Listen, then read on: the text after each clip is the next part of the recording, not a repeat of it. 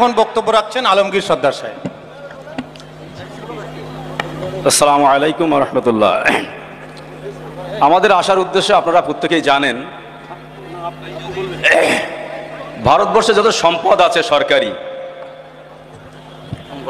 সেই সম্পদের সবচেয়ে বেশি সম্পদ আছে রেল বোর্ডের কাছে, দ্বিতীয় পর্যায়ে আছে প্রতিরক্ষা বিভাগের কাছে, তৃতীয় পর্যায়ে যে সম্পদটা আছে সেটা মুসলিমদের ওয়াকফ সম্পত্তি, যার পরিমাণ হলো 27,12,000 বিঘারও বেশি।